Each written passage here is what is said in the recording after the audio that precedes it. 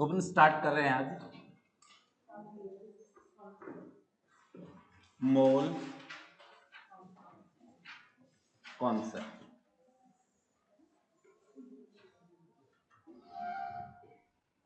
किसकी बात कर रहे हैं? Mole concept.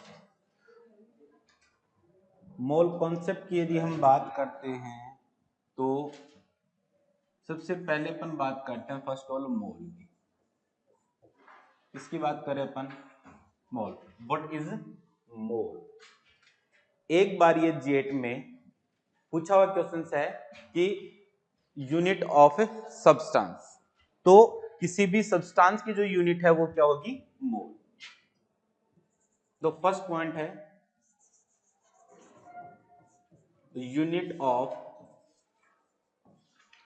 Substance.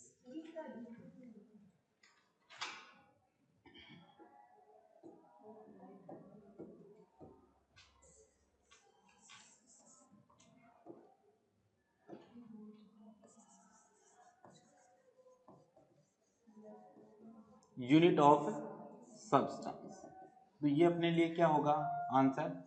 Mole. It's represent by,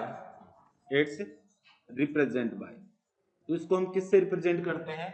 N से। स्मॉल एन से इसको हम क्या करते हैं? रिप्रेजेंट करते हैं। सेकंड है यहां से आपके पास में सॉल्यूशन।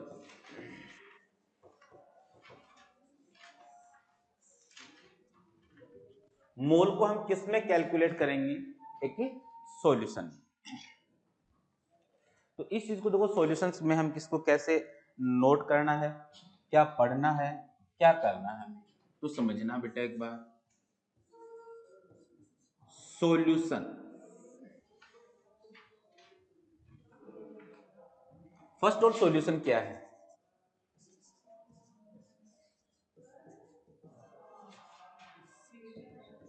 Mixture of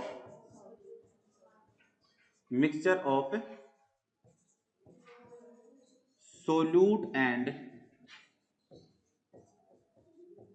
solvent. कोई भी अगर अपन सॉल्यूशंस की हम बात करते हैं तो हमारे पास में दो ही लेटर होते हैं, there is first solute and another hand solvent. अपन अब डिटेल से देखते हैं अपन सोल्यूट क्या है और सॉल्वेंट क्या है, और इससे किस टाइप के जो क्वेश्चंस हैं वो अपने कॉम्पिटिशन एग्जाम के लिए पुट किए जाते हैं। तो फर्स्ट ऑल हम बात कर रहे हैं यहां पर solute.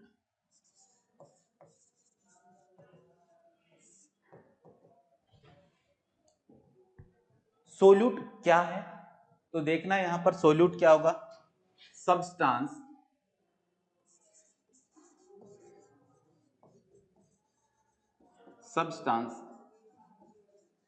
that is dissolved in solution or solvent। क्या होगा आपके पास में? सोल्यूट होगा। Any substance that is dissolve in solute और solution is called solute. For example 10 gram sugar dissolve in water। तो यहां हम किसको डिसोल्व कर रहे हैं? शुगर। किसको डिसोल्व कर रहे हैं? शुगर। तो यहां शुगर हमारे लिए क्या होगा? सोल्यूट होगा। ऐसे ही अगर हम इस बात पर देखें, हमने 1 लीटर वाटर लिया है और उस वाटर में यदि मैं 5 ग्राम NaCl को डिसोल्व करूं, तो हम डिसोल्व किसको कर रहे हैं? यहाँ पर NaCl को डिसोल्व कर रहे हैं। तो जिसको भी डिसोल्व किया जाता है वही क्या होगा हमारे लिए? सोल्यूट होगा। तो फर्स्ट और तो हमने जो सोल्यूट को हमने देखा है वो किस बेस पर देखा है? Base on mixture. किस पर है? Base of mixture. कि मिक्सचर के बेस पर हम उस चीज को कैसे डिफाइन कर सकते हैं। तो सोल्यूट याद रहे फ्रेंड, किससे हम इसको क्लियर करेंगे जिसको हम मिला रहे हैं, that is dissolve in solution, that is dissolve in solution और solvent is called solute. Second क्या होगा हमारे लिए इसी चीज को आइडेंटिफाई करने के लिए, वो होगा उसकी अमाउंट। तो मिनिमम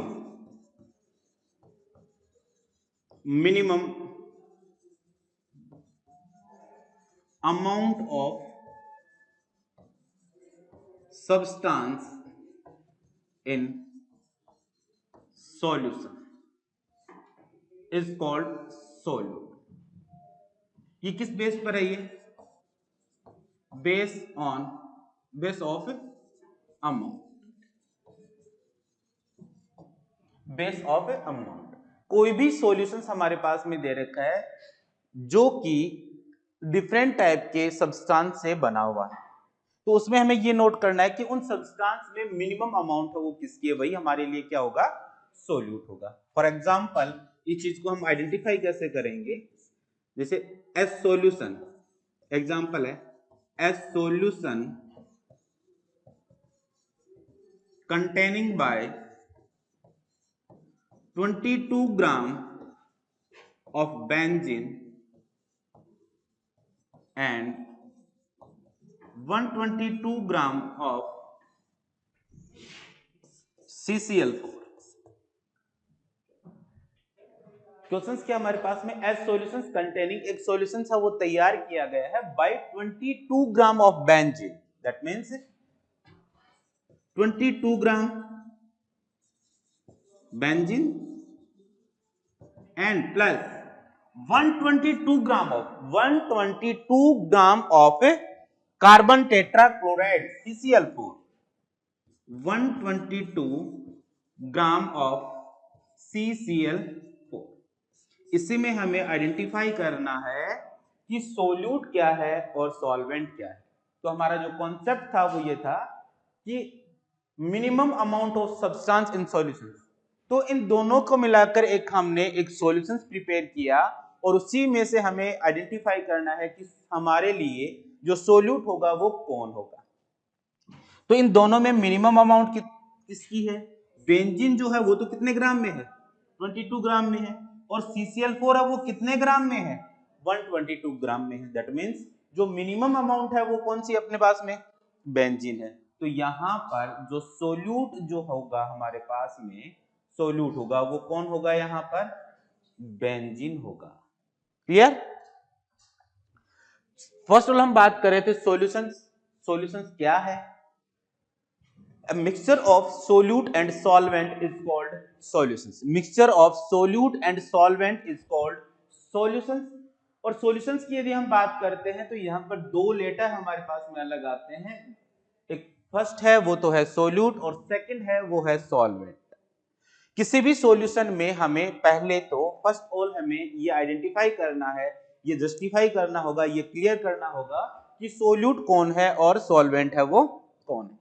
तो इसके लिए एक इजी सा मेथड है जिसको आप ध्यान रखना है कि that is dissolve, first all that is dissolve is called solute, और another base of amount, the minimum amount of substance in solutions is called solute. तो ऐसे हमें सोल्यूट और सॉल्वेंट को जस्टिफाई करना। जब भी इनकी रिप्रेजेंटेशन की बात आती है क्वेश्चंस में, जब भी इनकी रिप्रेजेंटेशन की बात आती है तो वो कैसे होगी। सोल्यूट को यदि मैं बात करूं यहां पर, सोल्यूट यदि अपनी एनसीईआरटी के बेस पे चलते हैं तो सोल्यूट को किससे रिप्रेजेंट कर रखा है, बी से कर रखा है। किससे कर रखा है, बी से। याद रहे फ्रेंड, जब भी बात अपन इसके रिप्रेजेंटेशन की हम बात करेंगे तो अपनी जो एनसीईआरटी है उसमें सोल्यूट को जो रिप्रेजेंट कर रखा है वो किससे कर रखा है, बी से कर रखा है। कई जगह है जो क्वेश्चंस आते हैं वो 1 और 2 से आते हैं, जैसे N1 एंड N2। N है वो मोल है, 1 और 2, तो 2 जो होता है वो किसके लिए यूज किया जाता है, सोल्यूट के लिए यूज किया जाता है। किसके लिए यूज किया जाता है, सोल्यूट के लिए। याद रखना, जैसे मैंने लिखा है कि क्वेश्चन से सोल्यूशन, तो सोल्यूशन में हमारे पास में क्या होगा, सोल्यूट प्लस क्या होगा, सोल्वेंट होगा। तो हम सोल्यूट को रिप्रेजेंट एनसीईआरटी बेस पर हम नोट करें तो उसको किससे रिप्रेजेंट कर रखा है, बी से कर रखा है। और यदि हम अलग अलग कॉम्पिटिशन एग्जाम में हम ये नोट करना चाहें कि सोल्यूट को किससे रिप्रेजेंट कर रखा है, तो उसको किससे रिप्रेजेंट कर रखा है, टू से भी कर रखा है। किससे रिप्रेजेंट कर रखा है, टू से भी रिप्रेजेंट कर रहा है। और इसी की हम बात करें तो इसको किससे रिप्रेजेंट किया गया है, y से भी रिप्रेजेंट किया गया है। दैट मींस यदि मैंने n2 nb लिखा है तो ये क्या है, n2 लिखा है तो इसका मीन क्या होगा, और जहां पर ny लिखा गया है तो उसका मीन है वो क्या होगा। याद रहे फ्रेंड, यहां पर n है वो क्या है, मोल। n क्या अपने लिए, मोल। b का मीन क्या होगा, सोल्यूट, तो इसका मीन क्या है, मोल ऑफ सोल्यूट। ऐसे ही यहां अगर हम देखें तो n क्या है, मोल। 2 का मतलब क्या है, मोल ऑफ सोल्यूट। ऐसे ही एंड y लिखा है तो इसका मीन भी क्या होगा, mole of solute. It's only a representation, nothing else. ये क्या है, ओनली एक रिप्रेजेंटेशन है जिसको अलग अलग कॉम्पिटिशन एग्जाम में अलग अलग टाइप से इसको क्या किया जाता है, रिप्रेजेंट किया जाता है। जबकि इसको हम जस्टिफाई या क्लियरिफाई या इसको हम डिफरेंस करना चाहें तो दोनों में एक ही चीज है, बेस ऑन अमाउंट और बेस ऑन मिक्सचर। मिक्सचर के बेस पे तो हम इसको ऐसे डिफरेंस करेंगे सोल्यूट और सॉल्वेंट में, that is dissolve, that is dissolve, और minimum amount of substance in solutions is called solute. Clear. Remaining जो पार्ट होगा वो हमारे पास में क्या होगा, सॉल्वेंट। रिमेनिंग जो पार्ट होगा, फॉर एग्जांपल हम बात कर रहे हैं यहां पर अब सॉल्वेंट किसकी, यदि हम बात करें यहां पर सॉल्वेंट की, हम बात करें सॉल्वेंट, तो फर्स्ट ऑल हम मिक्सचर बेस पे हम इसको कैसे जस्टिफाई करेंगे। Solvent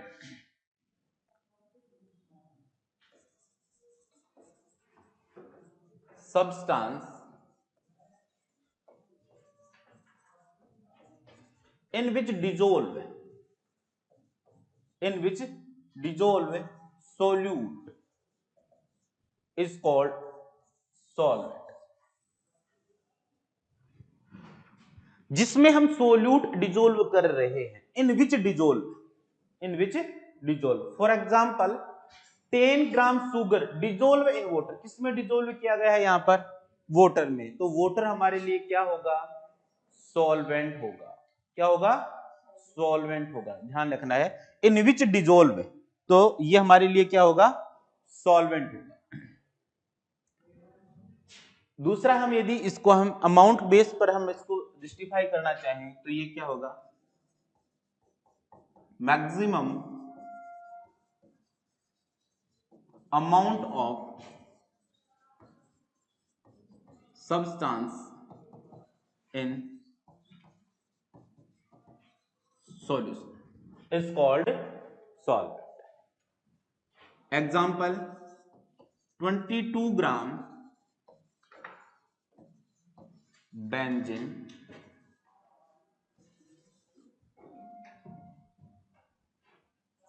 plus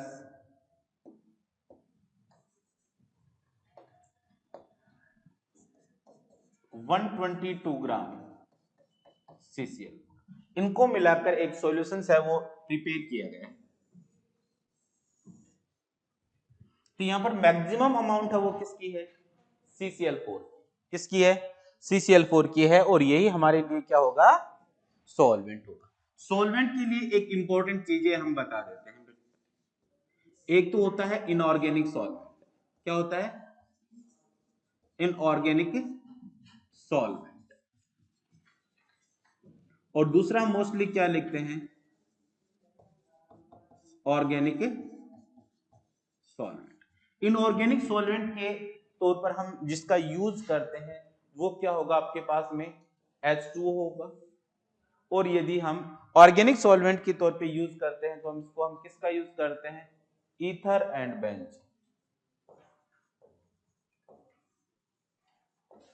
ether and benzene. दोनों मैंने क्यों लिखे हैं, इसका मेन क्या होगा, एक एग्जांपल की हम बात कर रहे हैं। मैंने लिखा है 4 ग्राम NaOH dissolve in 500 ml of solution. इसमें नहीं दे रखा कि NaOH को डिजोल्व किसमें किया गया। जब ऐसी बात हो, जब हमारे पास में सॉल्वेंट क्लियर नहीं हो, तो हम सॉल्वेंट के लिए हम किसको अज्यूम करेंगे, यहां पर याद रहे बेटा हम किसको रखेंगे, H2।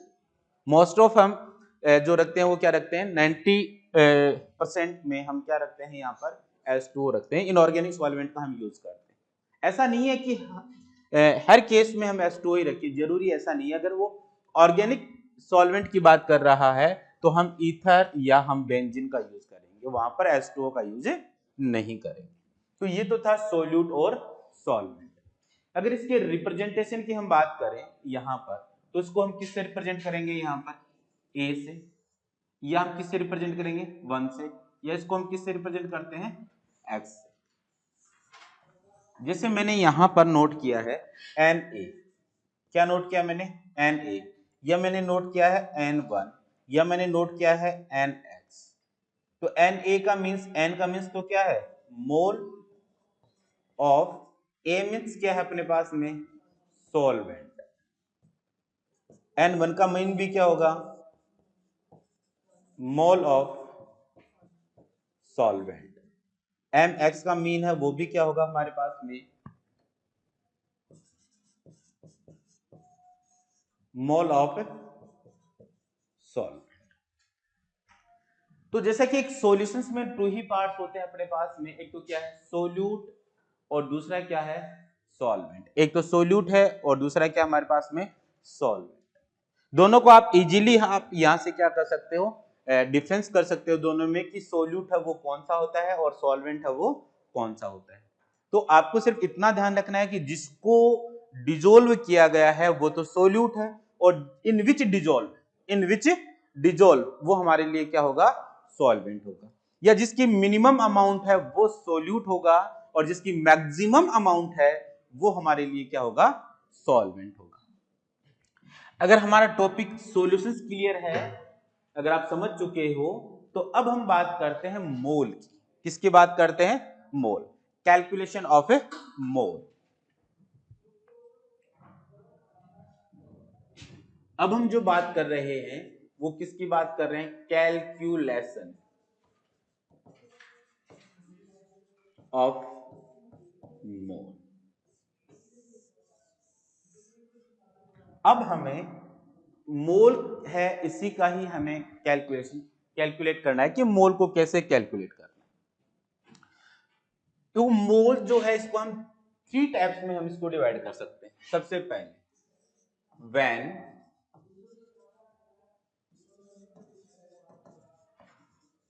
Wait is given,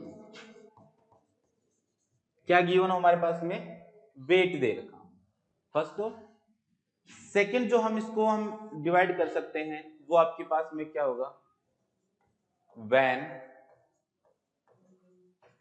volume given at STP। और थर्ड आपके पास में क्या होगा, when number of any substance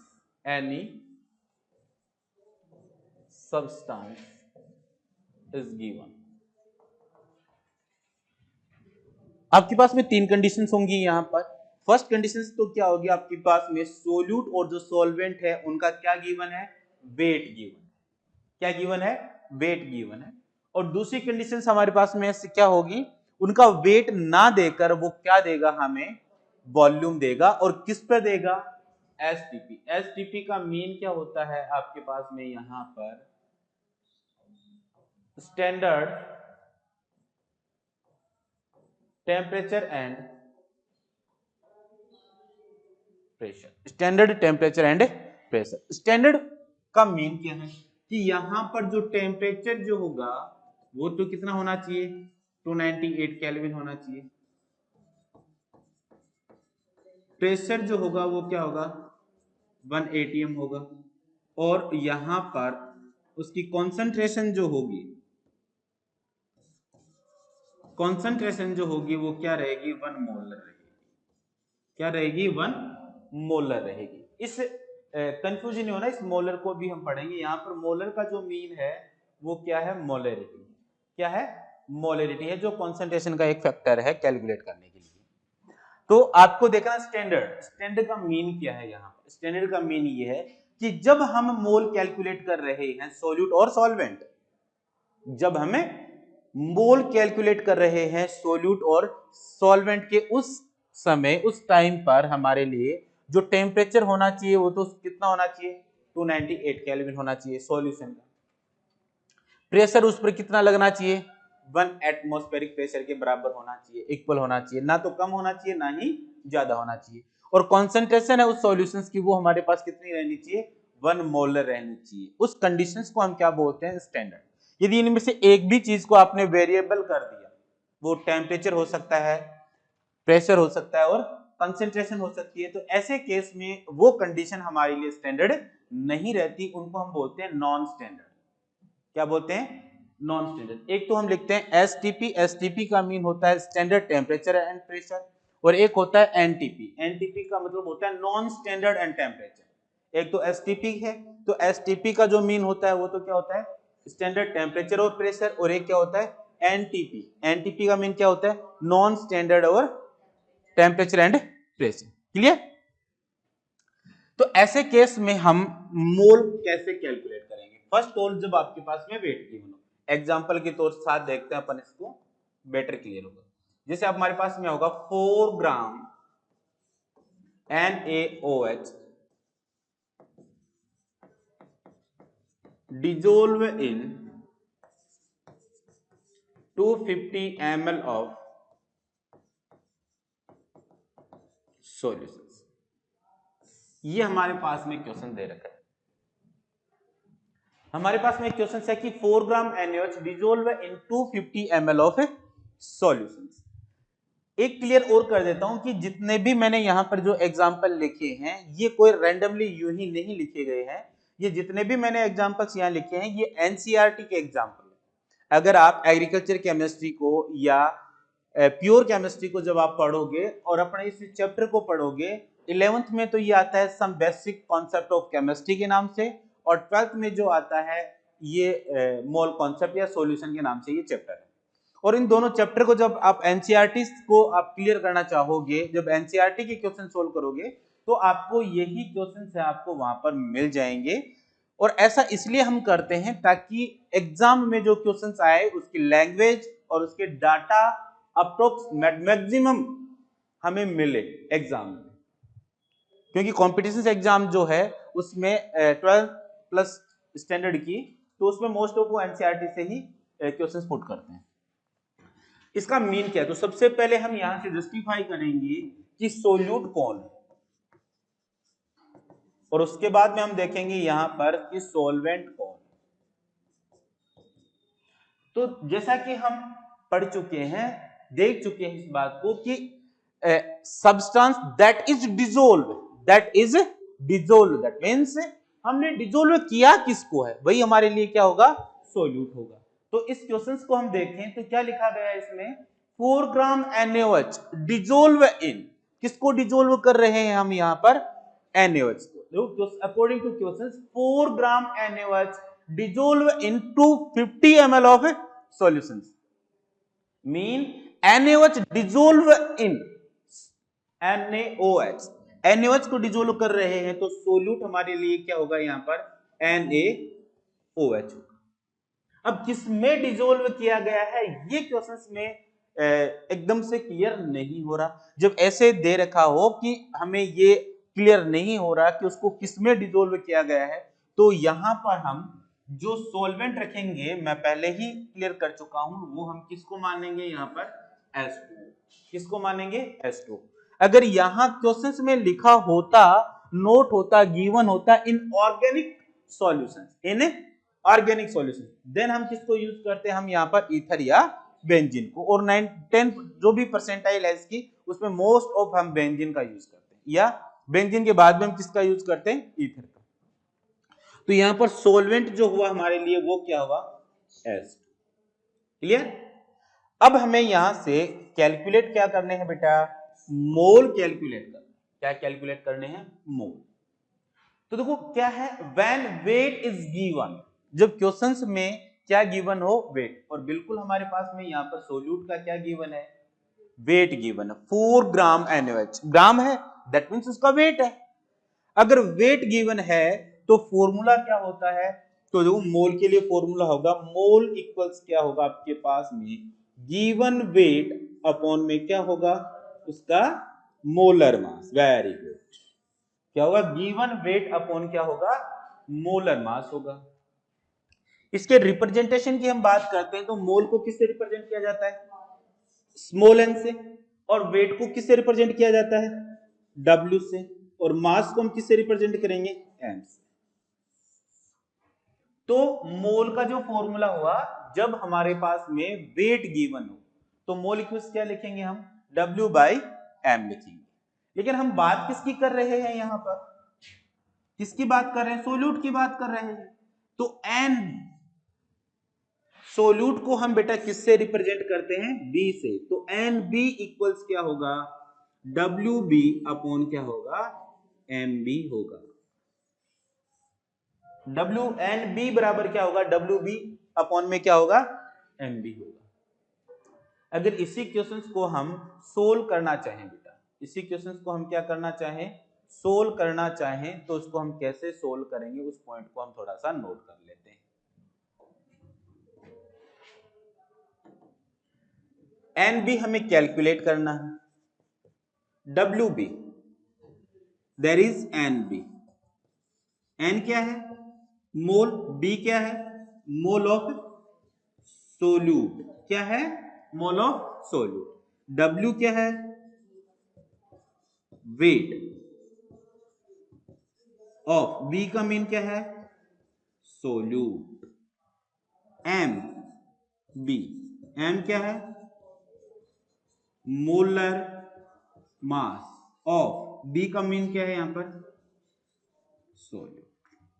तो NB हमें कैलकुलेट करना है, WB weight of solute, weight कितना है क्वेश्चंस में, 4 ग्राम, तो 4 अपॉन में MB क्या है, मोलर मास, NaOH का मोलर मास कितना होगा, 40, तो ये 1/10, 1/10 दैट मीन्स 0.1। तो NB की जो वैल्यू आई हमारे पास में 0.1, ये इसका क्या होगा, मोल। आपको ये भी हम क्लियर कर देते हैं कि 40 ये क्या है, 40 इसका क्या है, मोलर मास। तो यहां से एक चीज और नोट कर लेना कि मोलर मास क्या होता है, मोलर मास होता है sum of atomic mass, sum of atomic mass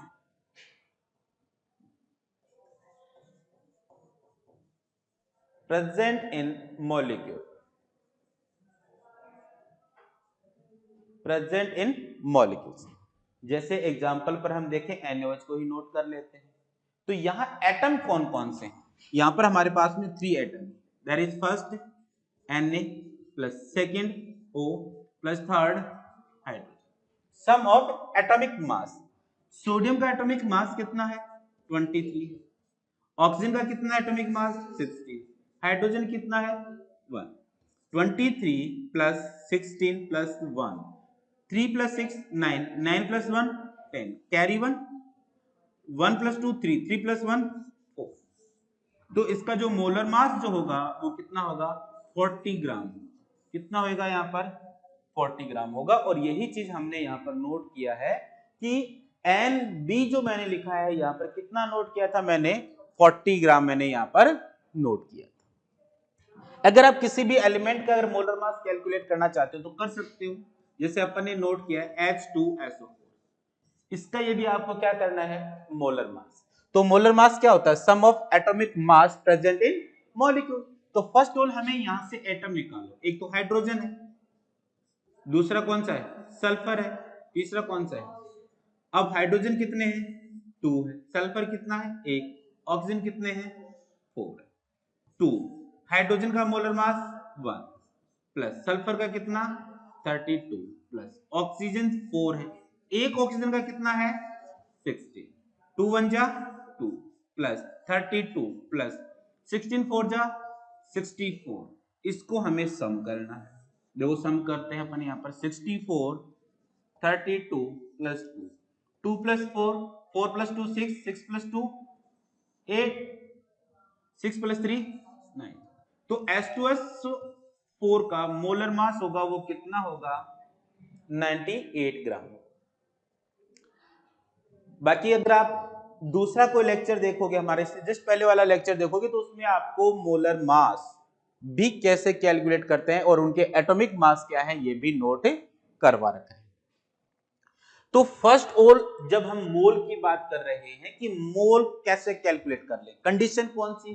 case number first, जब आपके पास में क्या गिवन है? वेट गिवन है।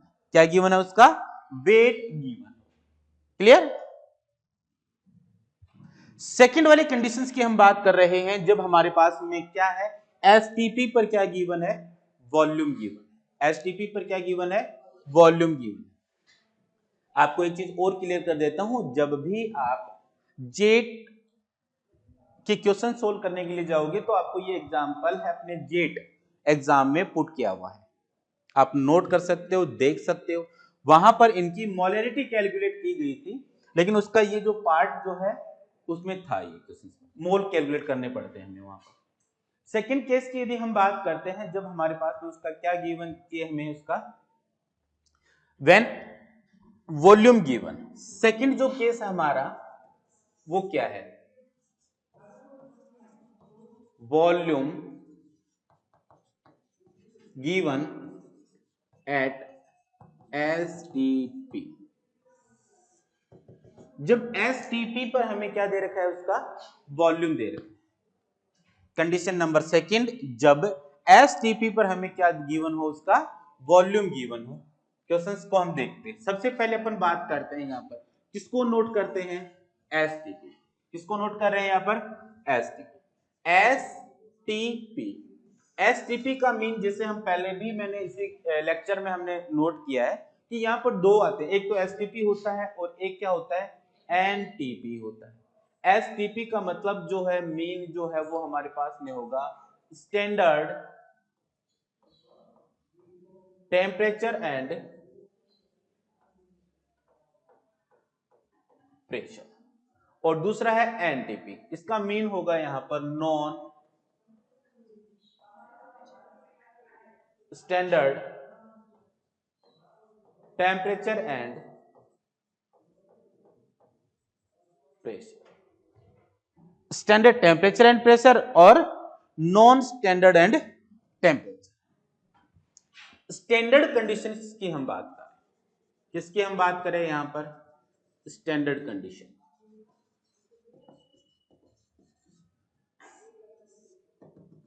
स्टैंडर्ड जो कंडीशन है उसका मीन समझना कि जब हम मोल कैलकुलेट कर रहे हैं, जब हम मोल कैलकुलेट कर रहे हैं उस टाइम पर, उस समय हमारे लिए जो टेम्परेचर जो होगा वो किसके इक्वल होना चाहिए? 298 केल्विन। फर्स्ट कंडीशन तो हमें ये नोट करना है कि टेम्परेचर जो होगा वो कितना होगा? 298 केल्विन होगा। और उस समय यदि मैं सॉल्यूशन पर जो प्रेशर की मैं बात कर रहा हूं, वो प्रेशर कितना होना चाहिए? 1 atm होना चाहिए, जो किसके इक्वल है? 10⁵ पास्कल। प्रेशर है वो कितना रहेगा आपके पास में? 1 atm। atm का मतलब होता है एटमॉस्फेयर प्रेशर। ये होता क्या है? कोई भी लिक्विड है, उस लिक्विड पर जो एटमॉस्फेयर का, जो एटमॉस्फेयर में, एनवायरमेंट में जितनी भी गैसेज हैं उनके कारण हमारी जो लिक्विड सरफेस है उस पर क्या लगता है? प्रेशर लगता है। उसी को ही हम क्या कहते हैं? Atmospheric pressure. अब बात लिक्विड की नहीं कर रहा, जैसे ही यदि मैं अपनी बॉडी की बात करूं, आपकी बॉडी की बात करूं, या इस स्क्रीन की बात करूं, इस स्क्रीन पर जितना भी एटमॉस्फेयर का जो प्रेशर लग रहा है उसी को ही हम क्या कहते हैं, एटमॉस्फेरिक प्रेशर कहते हैं। लिक्विड का मीन क्या है कि एक आपने जैसे कोई भी एक कंटेनर ले रखा है और उसमें आपने पानी डाल रखा है, वाटर ले रखा है, तो उस वाटर के सरफेस पर जो एटमॉस्फेरिक, दैट मीन्स ये आपके पास में एक सॉल्यूशन है, तो इस एटमॉस्फेयर का यहां पर जो प्रेशर लगेगा उस प्रेशर को हम क्या कहते हैं, एटमॉस्फेरिक प्रेशर। एटमॉस्फेयर के कारण जो प्रेशर लग रहा है उसी को हम क्या कहते हैं, एटमॉस्फेरिक प्रेशर कहते हैं। और यहां पर जो सॉल्यूशन पर जो प्रेशर लगना चाहिए हमारे लिए, वो क्या होगा हमारे पास में, यहां पर 1 atm रहना चाहिए। क्या रहना चाहिए, 1 atm रहना चाहिए। प्लस कॉन्सेंट्रेशन की यदि हम बात करते हैं, किसकी हम बात करें यहां पर, उसके कॉन्सेंट्रेशन की हम बात करें, कॉन्सेंट्रेशन को भी हम पढ़ेंगे। कॉन्सेंट्रेशन को हम शॉर्ट में कैसे लिखते हैं, CONS, और इस पर क्या लगा देते हैं, N। इसका मीन ही क्या होता है, कंसंट्रेशन होता है। ये आपके पास में क्या रहनी चाहिए, 1 मोलर रहनी चाहिए। किसके इक्वल होनी चाहिए ये आपके पास में, 1 मोलर। मोलर का मीन जो है यहां पर वो किससे है, मोलरिटी से है। किससे है, मोलरिटी से है। मोलरिटी क्या है, कॉन्सेंट्रेशन को कैलकुलेट करने के बहुत सारे मेथड होते हैं, बहुत सारी स्किल्स होती हैं, जो अलग अलग फैक्टर के अकॉर्डिंग हम उसको क्या कर सकते हैं, कैलकुलेट कर सकते हैं। उनमें से एक है मोलर, जो टेम्परेचर पे डिपेंड करती है, इसीलिए हमने टेम्परेचर को यहाँ पर क्या रखा है, कांस्टेंट रखा है। मोलरिटी जो होती है वो किस पे डिपेंड करती है, टेम्परेचर पर। और ये क्वेश्चंस भी पुट किया गया है, which factor is depend on temperature, तो वो उसमें जो ऑप्शन में जो सही आंसर दिया गया था वो कौन सा था, मोलरिटी। उसके साथ में जो पैरेलल इसके जो ऑप्शन थे उसमें थे मोल फ्रैक्शन था, मास परसेंटेज था, और थर्ड जो था वो मोलेलिटी था। क्या था, मोलेलिटी। जबकि ये क्या है, मोलेरिटी, RITY, मोलेरिटी, और मोलेलिटी जो टेम्परेचर पे डिपेंड नहीं करती। तो ये तो थी अपने पास में एसटीपी। अगर इन तीनों में से कोई भी एक कंडीशन, जैसे मैंने ये कहा कि टेम्परेचर है वो तो 298 केल्विन है, और प्रेशर है वो भी कितना है, 180 है, लेकिन कॉन्सेंट्रेशन जो है वो किसके इक्वल नहीं है, 1 मोलर के इक्वल नहीं है। देखो यहाँ पर दो कंडीशन है, वो तो क्या हो गई यहाँ पर सेम, लेकिन तीसरी कंडीशन है वो यहाँ पर क्या है, सेम नहीं है। किसके इक्वल नहीं है, मोलर कॉन्सेंट्रेशन है वो 1 मोलर के इक्वल नहीं है। इसका मतलब ये जो सॉल्यूशन होगा वो हमारे पास में कौन सा होगा, NTP, non standard and temperature and pressure. कि यहाँ पर टेम्परेचर और प्रेशर जो है, या एनटीसी भी बोलते हैं, नॉन स्टैंडर्ड कॉन्सेंट्रेशन। एनटीपी का मतलब क्या होता है, नॉन स्टैंडर्ड टेम्परेचर और प्रेशर। मतलब यहाँ पर टेम्परेचर और प्रेशर है वो क्या नहीं होगा, सेम नहीं होगा। सेम का मतलब 298 केल्विन नहीं होगा, या 1 एटमॉस्फेरिक प्रेशर नहीं होगा। तो ये तो बात थी अपनी एसटीपी और एनटीपी। यदि उसके बाद में हम यहां से देखना चाहें कि जब वॉल्यूम गिवन है एसटीपी पर, तब हम उसका मोल कैसे कैलकुलेट करते हैं। तो मोल इक्वल्स क्या होगा आपके पास में,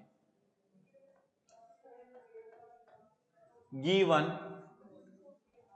वॉल्यूम अपॉन में क्या होगा 22.4, और ये किस में आएगा बेटा, litre.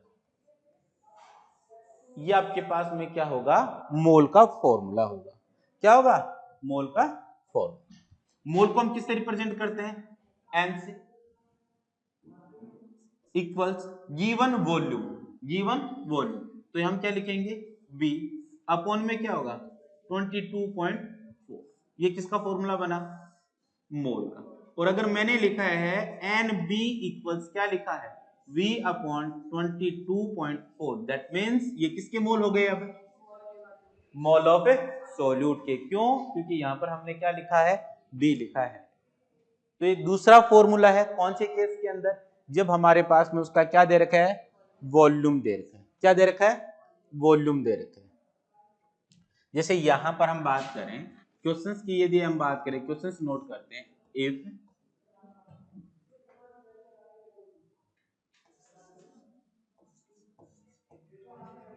44.8 ml of HCl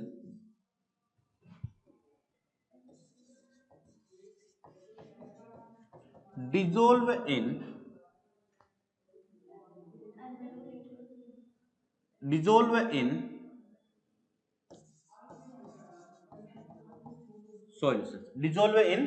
solution. तो हमारे पास में यहां पर जो वॉल्यूम जो दे रखा है वो क्या दे रखा है 44.8 दे रखा है। क्लियर। तो यहां पर हमें डायरेक्ट क्या करना होगा बेटा, इसका वॉल्यूम नोट करना है और नीचे हम इसको किससे डिवाइड करेंगे। तो यहां पर क्या होगा 44.8 बाई क्या होगा आपके पास में 22.4, किससे क्रॉस हो जाएगा बेटा ये 2 से। तो कितने मोल आ जाएंगे आपके पास में 2 मोल आ जाएंगे। कितने मोल आ जाएंगे 2 मोल आ जाएंगे। क्लियर। कितने मोल होंगे उसके 2 मोल होंगे। क्लियर। याद रहे बेटा आपको, जब भी आपको वॉल्यूम गिवन है तो वॉल्यूम को सीधा सीधा किससे डिवाइड कर देना है 22.4 से कर देना।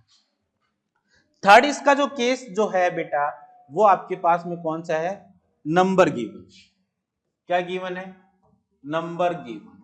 थर्ड इसका केस, जब नंबर गिवन हो तब हम मोल को कैसे कैलकुलेट करेंगे। तो उसके लिए फॉर्मूला क्या है, मोल इक्वल्स क्या होगा आपके पास में टोटल नंबर अपॉन क्या होगा एन।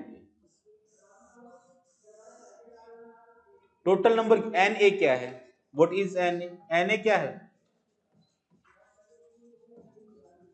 Avogadro number. और एवोगैड्रो नंबर क्या है एन ए 6.023 इंटू 10⁻23।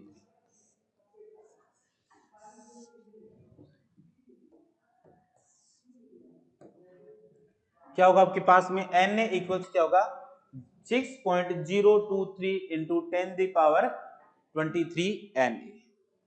क्लियर। क्या होगा 6.023 इंटू 10⁻23। ये माइनस नहीं है, ये प्लस में ये बेटा डाटा जो हमारे पास में है।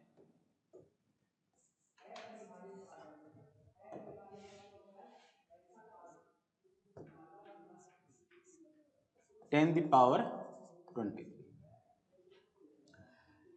अब यहां पर मोल के टोटल जो फॉर्मूला है वो क्या है, तो यहां से हम लिखते हैं मोल रिलेशन। क्या नोट करते हैं अपन यहां से मोल रिलेशन। तो मोल रिलेशन क्या होता है W बाई M इक्वल्स क्या होगा आपके पास में V बाई 22.4 इक्वल्स क्या होगा टोटल नंबर अपॉन में क्या होगा N। सिर्फ आपको ये ध्यान रखना, ये वाले इंपॉर्टेंट है। जिसको हमने 3 मोल कैलकुलेशंस को हमने अलग अलग पार्ट में पढ़ा है, वहां पर इसको आप एक ही पार्ट में कर सकते हो। W बाई एम इक्वल्स क्या होगा V बाई 22.4 इक्वल्स क्या होगा टोटल नंबर अपॉन क्या होगा Na होगा।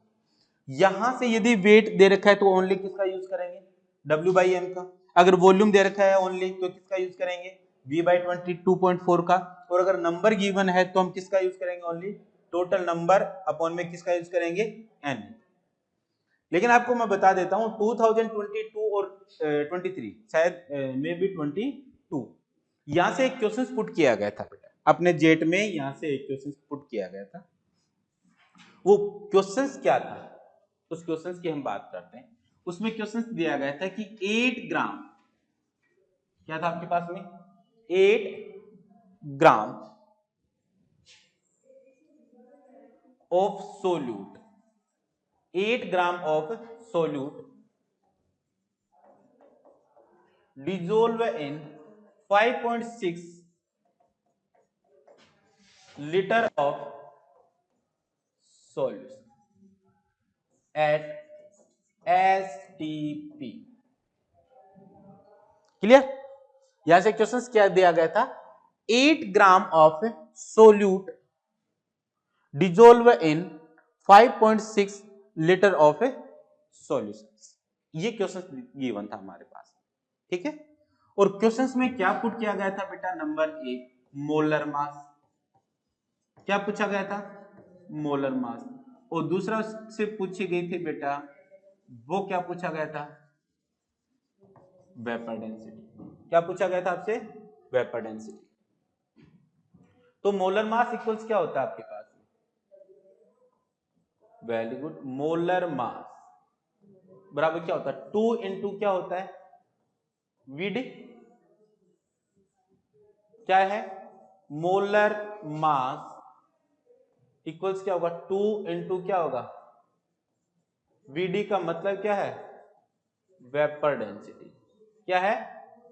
Vapour density. और यहां से यदि आपको वीडी कैलकुलेट करना है तो क्या होगा? Molar mass by 2। ये उसकी क्या आ जाएगी?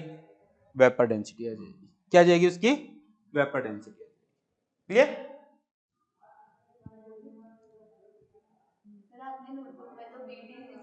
VD equals to more 2 into, हाँ वो भी करेंगे बेटा। तो यहां पर हमारे पास में क्वेश्चंस क्या है? यहां हम बात करें 8 gram of solute dissolve in 5.6 litre of solutions at S. Clear? देखो यहां पर हम बात करते हैं, हमारे पास में एक तो क्या दे रखा है यहां पर? 8 ग्राम दे रखा है, वेट दे रखा है। दूसरा बेटा यहां पर एसटीपी पर हमारे पास में क्या दे रखा है? 5.6, उसका वॉल्यूम दे रखा है। इसका मतलब हमें एक इसका यूज करना है, दूसरा इसका यूज करना है। तो देखो यहां से हम इसको सोल्व करते हैं, उसको देखना बेटा। यहां से जो भी वैल्यू हमारे पास में गिवन है उसकी यदि हम यहां पर क्या करें, बात करें, उस पॉइंट को देखना। देखो सबसे पहले हम क्या लिख रहे हैं यहां पर? गिवन।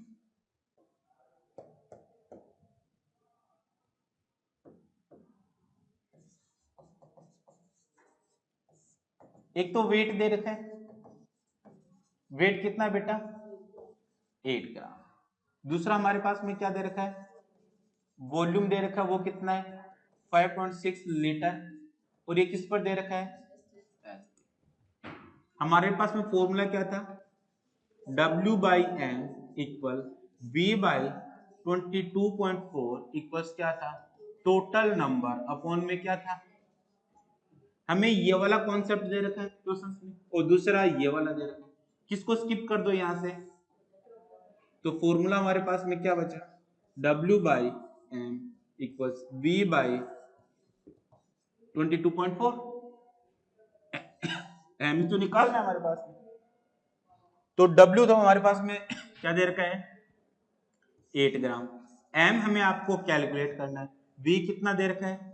5.6 अपॉन में कितना दे रखा है? 22. यही है ना? यहां से यदि हम क्रॉस मल्टीप्लाई करें बेटा तो देखो क्या आएगा?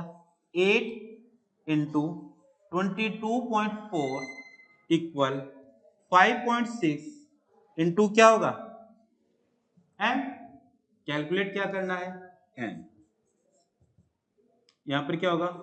8 इंटू 22.4 बाई क्या होगा? 5.6। देखो इस पॉइंट से ये वाला पॉइंट क्रॉस हट जाएगा।